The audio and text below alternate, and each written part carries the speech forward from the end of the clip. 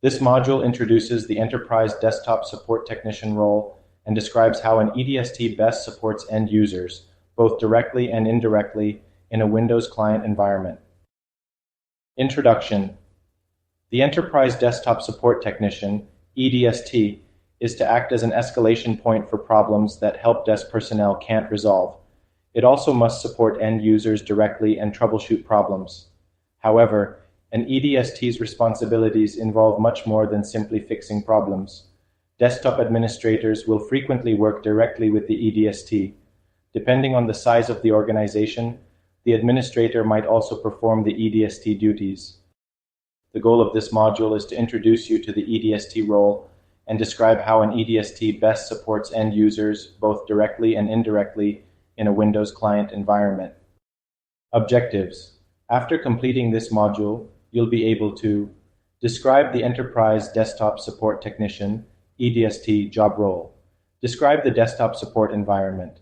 Describe how to interact with end users. Explain the key stages and terminology of a troubleshooting methodology. Examine the Enterprise Desktop Support Technician role. As an Enterprise Desktop Support Technician, EDST, your job is to increase end user productivity by troubleshooting and trying to solve the computer and system issues that end users experience. This requires that you understand your role in the support environment. An EDST must fulfill several roles in the support environment. A good EDST possesses technical expertise in addition to non-technical aptitude, such as excellent interpersonal skills that enable you to build rapport with end users and other members and users of the support environment. As an EDST, you should be a good troubleshooter. An EDST can isolate an issue quickly by performing specific diagnostic tasks. A knowledgeable resource, you should be familiar with relevant products and can perform hardware and software installation tasks, system monitoring, and maintenance.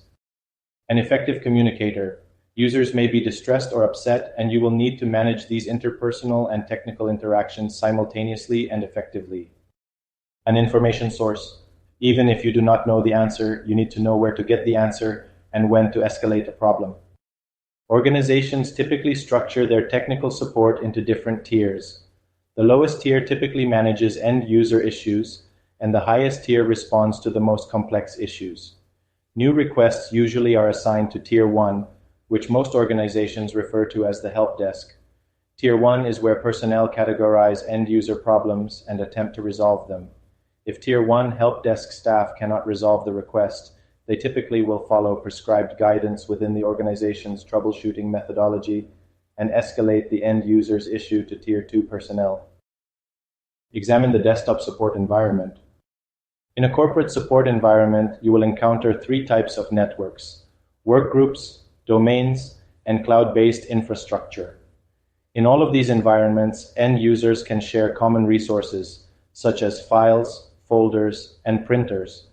These three environments also provide security measures to secure and protect end users' personal data, in addition to your organization's network resources and data from outside forces. Despite their similarities, there are important differences between workgroups, domains, and cloud-based infrastructure, which this section details. Workgroups. Workgroups, or peer-to-peer networks, are logical groupings of networked computers that share resources. Workgroups are the easiest networks to set up and maintain, but they also are the least secure. Each computer maintains its own local security database, which contains the valid user accounts for signing into that computer. The user accounts secure the data on each computer and protect the computer from unwanted access. However, the network is decentralized, which means that no single computer provides centralized security of user accounts for all of the network's computers. Note: you typically would configure workgroups for home networks, small home offices, and small businesses in which the computers are in close proximity to one another and often are connected by using a hub, switch, or router. Larger corporations typically do not use workgroups because they are not as secure as other network options. Domains. Domains are logical groupings of networked computers that share a common user database. In addition, they manage security centrally on a single server, known as a domain controller, or on a group of servers, domain controllers. A single domain must have one or more domain controllers. These computers provide Active Directory Domain Services, ADDS, helping to secure access to resources and providing a single point of administration. Domains are logical groupings which you configure independent of the network's actual physical structure. Domains can span a building, city, state, country, region, or even the globe. You also can configure them for a small office. You can connect a domain's computers by direct access, virtual private network, VPN, Ethernet, broadband, satellite, or wireless connections.